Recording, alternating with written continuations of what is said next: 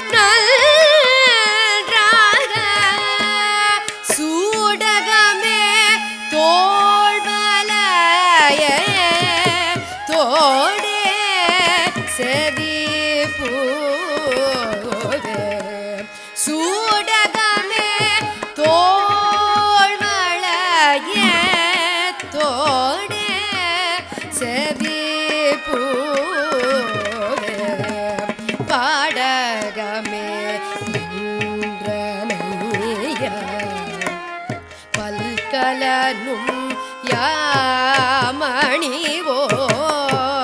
பாடகமே என்றனைய பல்கலனும் யாமணிவோம் ஆடையோடு போம் அதன் பின்னே பாசோரு பாடகமே பல்கலனும் யாமணிவோம் ஆடையோடு போம் அதன் பின்னே பார்சோரு மூட நெய் பெய்து முழங்கி வழி வர மூட நெய் பெய்து முழங்கி வழி வர கூடியிருந்து குளிர்ந்தேலோரம் பாவாய் கூடியிருந்து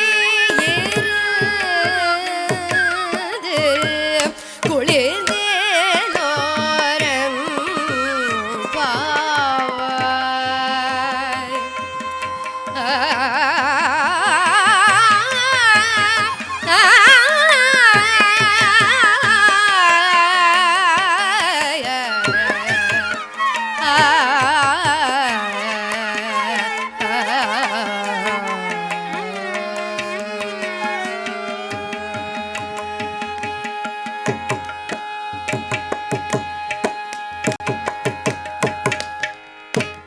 கூடாரை வெல்லும் சீர் கோவிந்தா, இதுக்கான அர்த்தங்கள் நீங்க தெரிஞ்சுக்கணும் இல்லையா? அந்த விளக்கத்தை தரவராறு பேராசிரியர் சந்தான கிருஷ்ணன். வாங்க அதையும் கேட்டு ரசிக்கலாம். மக்கள் தொலைக்காட்சி நேயர்களுக்கு எனது அன்பான வணக்கம். நீங்கள் எல்லாம் இதுவரை கண்டும் கேட்டும் மகிழ்ந்தது திருப்பாவையினுடைய 27வது பாடல். இந்த பாடலிலே கண்ணன் புகழ்பாடி பறை கொண்டு நோன்பை நிறைவு செய்த பிறகு கிடைக்கக்கூடிய சன்மானம் என்ன என்பதை பற்றி பாடுகிறார்கள். சன்மானம்னா பரிசு, பலன், அது குறித்து இந்த பாசுரத்திலே பாடுகிறார்கள்.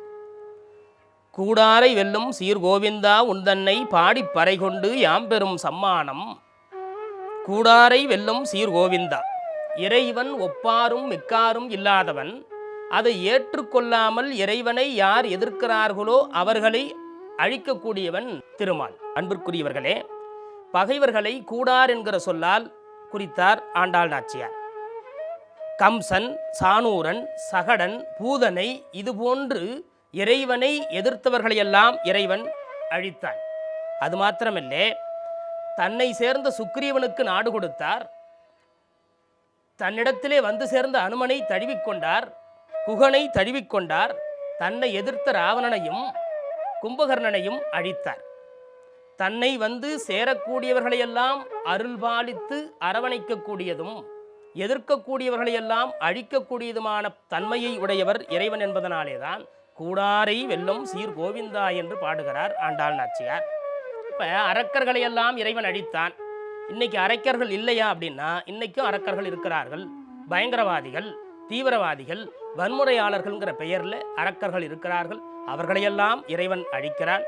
அன்பிற்குரியவர்களே, கூடாரை வெள்ளிங்கிற ஒரு சிறந்த பெயரே திருமாலுக்கு உண்டு. கூடாரை வெள்ளி என்கின்ற ஒரு பெயரே கண்ணபிரானுக்கு உண்டு. அந்த பெயர் ஆண்டாள் நாச்சியார் வைத்த பெயர். ஆழமான கருத்தமைந்த திருப்பெயர் அந்த பெயர். கூடாரை வெல்லும் சீர் கோவிந்தான்னார். சிறப்புமிக்க கோவிந்தனாம்.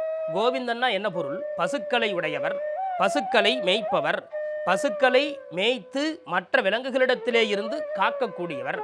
அன்பிற்குரியவர்களே, எப்படி இறைவன் கோகுலத்திலே பசுக்களை மேய்த்தாரோ அதுபோல உலகத்து மக்களாகிய பசுக்களை எல்லாம் மேய்த்து காக்கக்கூடியவராக கோவிந்தன் விளங்குகிறார். அதனால தான் சீர் கோவிந்தான்னார். கூடாரை வெல்லும் சீர் கோவிந்தா, உன்தன்னை பாடி பறைகொண்டு யாம் பெறும் சம்மானம். உன்தன்னை பாடி பறைகொண்டு, இறைவன் தனக்கு ஓமையில்லாதான். தனக்கு ஓமையில்லாத இறைவனை மனக்கவலையை நாம் மாற்றிக்கொள்ள வேண்டுமானால் அவனையே பாட வேண்டும். அப்படி அவனை பாடி போற்றினால் நமக்கு என்ன தேவையோ அதை அவன் கொடுத்து விடுவான். பிராட்டியிடத்திலே இல்லாத அன்பை கூட எம்பெருமான் பக்தர்கள் மீது காட்டுகிறான். அதான் பாடுதல் மிகச் சிறப்பு வாய்ந்தது. இறைவனுடைய திருநாமத்தை சொல்ல வேண்டும் என்று இந்த பாசுரத்திலே பல இடங்களிலே சொல்லுகிறார். திருப்பாவி 30 பாடல்களிலேயே பல இடங்களிலே ஆண்டாள் நாச்சியார் நமக்கு அதை சொல்லுகிறார். பொதுவாகவே வைணவ மரபிலே எழுகிற பொழுது அரியையும், மற்ற நேரங்களில் கேசவனையும், உண்ணுகிற பொழுது கோவிந்தனையும், உறங்கும் போது மாதவனையும் பாடுதல் வைணவர்களுடைய மரபாக இருக்கிறது. பாடி பறைகொண்டு யாம்பெறும் சம்மானம் நாடு புகழும் பரிசினால். அப்படி நன்றாக பாடுவதனாலே நாங்கள் பெறக்கூடிய பரிசு 2 விதமான பரிசம். ஒன்று புகழ், இன்னொன்று பொருள். அது என்ன புகழ்? நாடே புகழ்கிறதா இவர்களை. என்ன சொல்லி புகழ்கிறது? கண்ணபிரானிடத்திலேயே இந்த பாவை பெண்கள் எல்லாம் பரிசு பெற்றார்கள். நோன்பு நோற்று நோன்புக்கு தேவையான பொருட்களை எல்லாம் கண்ணபிரானிடத்திலேயே இவர்கள் பெற்றார்கள் என்று இவர்களை உலகம் புகழும். அது மட்டுமல்ல, இவர்கள் நோன்பு நோற்றதனால்தான் இந்த உலகத்திலே மாதம் மும்மாறி பொழிகிறது என்றும் உலகத்தாரெல்லாம் இவர்களை புகழ்வார்களாம். பொருளையும் பரிசாக பெறுகிறார்கள். சூடகமே, தோல்வலையே, தோடே, செவிப்பூவே, பாடகமே என்றனையே பல்கலனும் யாமணிவோம். சூடகம்னா என்ன? கை வளையல். அந்த கை வளையல் சங்கினாலே செய்யப்பட்டது. தோல்வலையே, பெண்கள் தோளில் அணிந்து கொள்ளக்கூடிய ஒரு அணிகலனுக்கு தோல்வலை என்று பெயர். அதை அங்கதம், கேயூரம் என்று 2ஆக சொல்லுவார்கள்.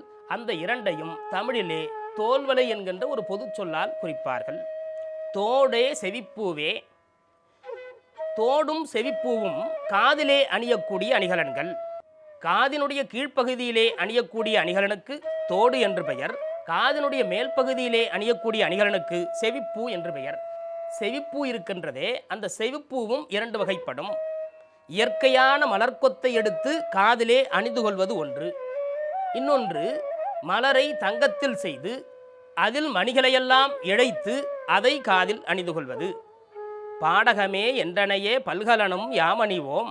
காலில் அணியக்கூடிய அணிகலனுக்கு பாடகம் என்று பெயர். அதான் பாடகத்தை பாத கடகம் என்று சொல்லுவார்கள். இவை மட்டுமல்ல, இன்னும் மேலும் பல அணிகலன்களை எல்லாம் அணிவோம் என்று சொல்லுகிறார்கள். அன்பிற்குரியவர்களே, தொடக்கத்திலே இந்த நோன்பை தொடங்குகிற பொழுது மலரிட்டு முடியோம், மையிட்டு எழுதோம் என்றார்கள். நெய்யுண்ணோம், பாலுண்ணோம் என்றார்கள். ஆனால் இப்பொழுது பார்த்தால் அத்தனை அணிகலன்களையும் அணிந்து கொள்வோம், ஆடை அலங்காரங்களையெல்லாம் செய்து கொள்வோம் என்று சொல்லுகிறார்கள். என்ன காரணம் என்றால், நோன்பு நிறைவு பெறப்போகிறது. ஆடை உடுப்போம், புத்தாடை உடுத்திக் கொள்வோம். கண்ணபிரானும் நப்பின்னையும் பரிசாக தந்தார்களே, அந்த பரிசாக தந்த புத்தாடையை நாங்கள் எல்லாம் உடுத்திக் கொள்வோம். நோன்பு முடியும் வரையிலே ஆடை அணிகலன்களை குடைத்து கொண்டவர்கள் நிறைவு பெற்றவுடன் தங்களை நன்றாக அலங்கரித்துக் கொண்டார்கள். அதன் பின்னே பால் சோறு மூட நெய் பெய்து முழங்கை வழிவார. கண்ணபிரானுக்கு மிகவும் பிடித்தது பால். அதனாலே தண்ணீரிலே சமைக்க மாட்டோம், பாலை ஊற்றிதான் நாங்கள் பொங்கல் வைப்போம். பால் சோறு மூட நெய் பெய்து முழங்கை வழிவார. அந்த பால் சோறு மூடும்படியாக நெய்யை ஊற்றி, பால் சோறு முழுக்க மூட வேண்டுமா, மறைய வேண்டுமா. அப்படி பால் ஊற்றி சமைக்கப்பட்ட சர்க்கரை பொங்கலிலே கண்ணபிரானுக்கு மிகவும் பிடித்தது நெய் என்பதனால் பால் சோறு மூடி மறையும் அளவிற்கு நெய்யை அதில் ஊற்றி மூடினார்கள். முழங்கை வழிவார. பால் ஊற்றிய நெய் சோற்றை உண்ணும்போது நெய் பெருக்கெடுத்து உண்பவருடைய உள்ளங்கையிலே இருந்து வழிந்து முழங்கை வழியாக ஓட வேண்டும். பால் ஊற்றிய நெய் சோற்றை உண்ணும்பொழுது நெய்யானது பெருக்கெடுத்து உள்ளங்கையிலிருந்து முழங்கை வரையில் கீழே இறங்கி வழிய வேண்டும் என்று சொல்லுகிறார்கள். கூடியிருந்து குளிர்ந்தேலோர் எம்பாவாய். அப்படி கூடியிருந்து உண்ண வேண்டும் என்று சொல்லாமல் குளிர வேண்டும் என்று பாடுகிறார். இதற்கு என்ன பொருள்னா, நெய் சோற்றை படைத்து அடியார்கள் எல்லோரும் கூடியிருந்து உண்பார்கள். அப்படி உண்பதை பரிமாறியவர் பார்த்து, அதாவது உணவு சமைத்து பரிமாறியவர் பார்த்து மனம் குளிர வேண்டுமாம். அன்பிற்குரியவர்களே, மற்றவர்கள் உண்பதை பார்த்து சமைத்தவர் பரிமாறியவர் மனம் குளிர வேண்டும் என்கின்ற தங்களுடைய விருப்பத்தை இதிலே தெரிவித்தார்கள். இந்த பால் சோற்றுக்கு தான் அக்கார அடிசில், அக்காரட்டலை என்றெல்லாம் பெயர். இந்த பாசுரம் நாள் பாசுரம் என்று சொல்லுவார்கள். இன்றைக்கும் வைணவர்களுடைய இல்லங்களிலே பார்த்தால் 27வது நாளிலே பால் சோறு பொங்க வைத்து இறைவனுக்கு படைத்து அடியார்களுடன் கூடியிருந்து உண்பது வழக்கமாக இருக்கிறது. இந்த நாளை கூடார வெள்ளி என்றே சொல்லி, இந்த நாளை கூடார வள்ளி என்று சொல்லியே கொண்டாடுகிற வழக்கம் வைணவ பெருமக்களிடத்தில் இருக்கிறது. இந்த பாடல் திருப்பாவியிலே ஒரு மிகச்சிறந்த பாடலாக கருதப்படுகிறது. நன்றி, வணக்கம்.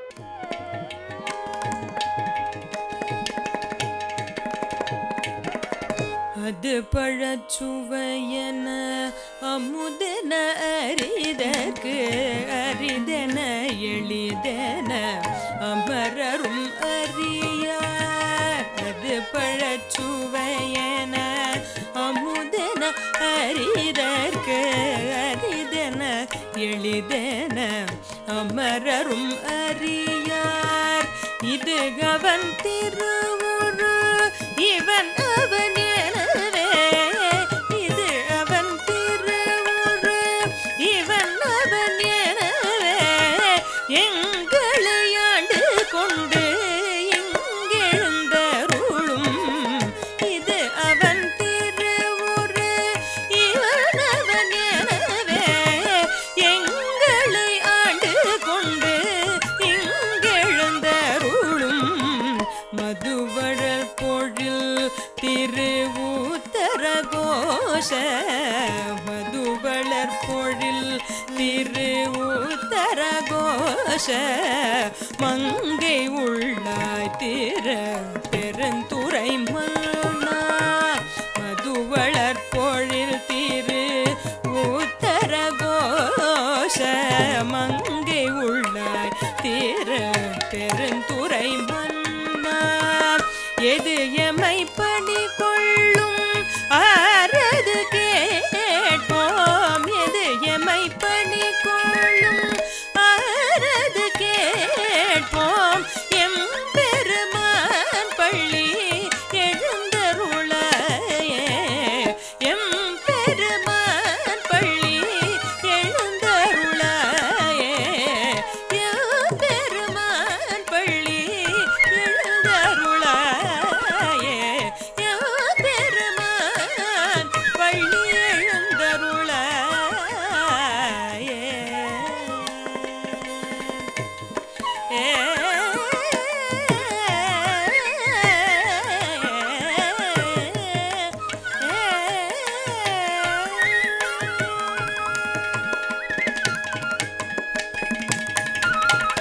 நீங்களெல்லாம் இதுவரை கண்டும் கேட்டும் மகிழ்ந்தது திருப்பள்ளி எழுச்சியினுடைய 7வது பாடல். அது பழ சுவையன அமுதன அரிதற்கு அரிதன எளிதன அமரரும் அறியார். அது பழ சுவையன, சிவபெருமான் இருக்கிறானே, சிவபெருமான் பழத்தினுடைய சுவை போன்று இனிக்கக்கூடியவனாம், பழம்போல சுவையாக இருக்கக்கூடியவன். அதனால்தான் சுந்தரர் பழத்தினில் சுவையொப்பாய் என் ஆரமுதே என்று போற்றினார். இறைவன் பழத்தின் சுவையாக திகழ்கிறான் என்பதனால்தான் வேதங்கள் எல்லாம் பரம்பொருளை ரசம் என்று வர்ணிக்கின்றன. ஸ்ரீ லலிதா சகசரநாமம் இருக்கிறதே, அம்பிகையை சுவையாக இருப்பவள் என்கிற பொருளிலே ரஸ்யா என்று பாராட்டுகிறது. அதனால்தான் பாரதியாரும் சொன்னார், தீம்பழம் தன்னில் சுவையே சக்தி என்று பாடுகிறார் மகாகவி பாரதியார். சிவபெருமான் பழத்தினுடைய சுவை போன்று சுவையாகவும் அமுதம் போன்றும் இருக்கின்றான். அதனால்தான் அது பழ சுவையன அமுதன அரிதற்கு அரிதன எளிதன. சிவபெருமான் அரிதற்கு அரிதானவனாக இருக்கின்றான், அறிய முடியாதவனாய், அறிந்து கொள்வதற்கு மிகவும் அரியவனாய் இருக்கின்றான். அதே நேரத்தில் அடியவர்களுக்கெல்லாம் எளியவனாகவும் காட்சி தருகின்றான். அருமையில் எளிய அழகே போற்றி என்று மாணிக்கவாசகர் இன்னொரு இடத்திலே போற்றுவார். அமரரும் அறியார், வானவர்களால் கூட சிவபெருமானை பற்றி இன்னதுதான் என்று தெளிவாக தெரிந்து கொள்ள முடியாத நிலையிலே சிவபெருமான் இருக்கின்றான். தோற்றம் பிறப்பு அவதாரம் உள்ளவற்றைத்தான் இன்னது என்று சுட்டிக்காட்டி சொல்ல முடியும். தோற்றமும் பிறப்பும் அவதாரமும் இல்லாதவனாக இருக்கக்கூடிய சிவபெருமானை அமரரும் அறிய முடியாதவனாய் இருக்கின்றான். தோற்றமும் பிறப்பும் அவதாரமும் இல்லாதவனாக இருக்கக்கூடிய சிவபெருமானை அறிந்து கொள்வது மிகவும் அரிதாக இருக்கின்றது. அத்தகைய சிவபெருமான் அமரரும் அறிய முடியாதவனாய் இருக்கின்றான். வானவர்களால் கூட சிவபெருமானை பற்றி இன்னதுதான் என்று தெளிவாக தெரிந்து சொல்ல முடியாத நிலையிலே சிவபெருமான் இருக்கின்றான். இது அவன் திருவுரு, இவன் அவன் எனவே எங்களை ஆட்கொண்டு இங்கு எழுந்தருளும். அத்தகைய சிவபெருமான் இதுதான் அவனுடைய திருவுரு என்றும், இங்கே எழுந்தருளிக்கக்கூடியவன்தான் சிவபெருமான் என்றும் நாங்களெல்லாம் உணர்ந்து கொள்ளும்படியாக எங்களையெல்லாம் ஆட்கொண்டு இங்கே எழுந்தருளி இருக்கின்றான். அத்தகைய சிவபெருமானை போற்றி பாடுகிறார்கள். மதுவலர் பொழில் திரு உத்தரகோசை மங்கை உள்ளாய் திருப்பெருந்துறை மன்னா. தேன் சொரியக்கூடிய பூஞ்சோலைகள் நிறைந்திருக்கக்கூடிய திருவுத்தரகோசை மங்கை என்கிற திருத்தலம், அந்த திருத்தலத்திலே உள்ளவனே, திருப்பெருந்துறையிலேயும் இருக்கக்கூடிய இறைவனே. திருவுத்தரகோச மங்கை என்கின்ற ஊர் மாணிக்கவாசக பெருமானுடைய வாழ்க்கை வரலாற்றிலே திருப்பெருந்துறைக்கு அடுத்ததாக முக்கியத்துவம் வாய்ந்த ஊராக கருதப்படுகிறது. உத்தரகோச மங்கை என்கிற ஊர் ராமநாதபுரத்திலே இருந்து 10 கிலோமீட்டர் தொலைவிலே இருக்கக்கூடிய ஊர். அன்பிற்குரியவர்களே, இங்கே பார்வதி தேவி வேதியருடைய மகளாக பிறந்து ஈசனை மணந்து கொண்டாள் என்பது அந்த தலவரலாறு சொல்லக்கூடிய செய்தி. உத்தரம்னா பதில்னு அர்த்தம், கோசம்னா வேதம்னு அர்த்தம். வேதம் தொடர்பான சில கேள்விகளை சிவபெருமான் கேட்டாராம். அந்த கேள்விகளுக்கெல்லாம் பதில் சொல்லிவிட்டு பார்வதி தேவி சிவபெருமானை மணந்து கொண்டார் என்று இந்த தலவரலாறு சொல்லுகிறது. அன்பிற்குரியவர்களே, ஒரு முறை சிவபெருமான் 1000 சீடர்களோடு பூலோகத்திற்கு வந்தாராம். 1000 சீடர்களோடு பூலோகத்திற்கு வந்த சிவபெருமான் உத்தரகோச மங்கையிலே ஒரு பொய்கையிலே அந்த சீடர்களை எல்லாம் பொய்கைக்கு அருகாமையில் இருக்க சொல்லிவிட்டு, நான் இலங்கைக்கு போயிட்டு வர்றேன், இலங்கையில் ராவணன் இருக்கானே, அந்த ராவணனுடைய மனைவி மண்டோதரி மிகச்சிறந்த பக்தி உடையவளாக இருக்கின்றாள், அவளுக்கு போய் நான் அருள் செய்து விட்டு வர வேண்டும் என்று சீடர்களையெல்லாம் அந்த உத்தரகோச மங்கையிலே இருக்க சொல்லிவிட்டு சிவபெருமான் இலங்கைக்கு புறப்பட்டார். அப்படி புறப்படும் பொழுது ஒன்று சொல்லிவிட்டு போனார், நான் இலங்கைக்கு போனவுடனே இந்த பொய்கையிலே ஒரு ஒளி தோன்றும், நீங்கள் எல்லாம் உடனடியாக இந்த பொய்கையிலே குதித்தீர்களேயானால் நீங்கள் முக்தி அடைவீர்கள். சொல்லிவிட்டு சிவபெருமான் இலங்கைக்கு புறப்பட்டார். அவர் இலங்கையை சென்று அடைந்தவுடனே பொய்கையிலே ஒளி தோன்றியது. 1000 சீடர்களில் 999 சீடர்கள் அந்த பொய்கையிலே குதித்தார்கள். ஒரே ஒரு சீடர் மட்டும் சிவபெருமான் வைத்துவிட்டு சென்ற, சிவபெருமான் கொடுத்து விட்டு சென்ற அந்த சுவடிகளை கையிலே வைத்தவராய் அந்த சுவடிகளை வைத்து கொண்டே கரையிலேயே அமர்ந்திருந்தார். மற்ற அத்தனை சீடர்களும் பொய்கையிலே குதித்து விட்டார்கள். ஒரு சீடர் மட்டும் சுவடிகளை தாங்கி கரையிலே அமர்ந்திருந்தார். இலங்கைக்கு சென்று மண்டோதரிக்கு அருள் செய்துவிட்டு திரும்பிய சிவபெருமான் இந்த பொய்கையிலே வந்து பார்க்கின்றார். அப்பொழுது ஒரே ஒரு சீடர் மட்டும் கையிலே சுவடு தாங்கியவராய் அமர்ந்திருக்கிற காட்சியை பார்க்கின்றார். அன்பிற்குரியவர்களே, கூடும் அன்பினில் கும்பிடுதலே என்று வீடும் வேண்டா விரலின் நின்றார் என்று சேக்கிழார் பெருமான் பாடுவாரே, அப்படி அந்த சேக்கிழார் பெருமான் பாடியதற்கேற்ப வீடும் வேண்டாதவராய் ஏடுதாங்கி அந்த பொய்கை கரையிலே அமர்ந்திருந்தவர்தான் மாணிக்கவாச பெருந்தகை. அந்த சீடரைத்தான் வாத ஊராராக பிறக்கச் செய்து திருப்பெருந்துறையிலே ஆட்கொண்டு மாணிக்கவாசகராக உயர்த்தினான் சிவபெருமான். அன்பிற்குரியவர்களே, அத்தகைய சிறப்பு வாய்ந்தது உத்தரகோச மங்கை. அந்த உத்தரகோச மங்கை திருப்பெருந்துறைக்கு அடுத்து மாணிக்கவாசகருடைய வாழ்க்கையிலே மிகவும் முக்கியத்துவம் வாய்ந்த திருக்கோயிலாக இருக்கிறது. எது எமை பணிகொளும் ஆறு அது கேட்போம் எம்பெருமான் பள்ளி எழுந்தருளாயே. எங்களை நீ பணிகொள்கின்ற வழி எதுவோ அதை நாங்கள் ஏற்று அப்படியே பணி செய்வோம். எம்பெருமானே, நீ பள்ளி எழுந்தருள வேண்டும் என்று சிவபெருமானை பள்ளி எழுப்புகிறார் மாணிக்கவாசகர். நன்றி, வணக்கம்.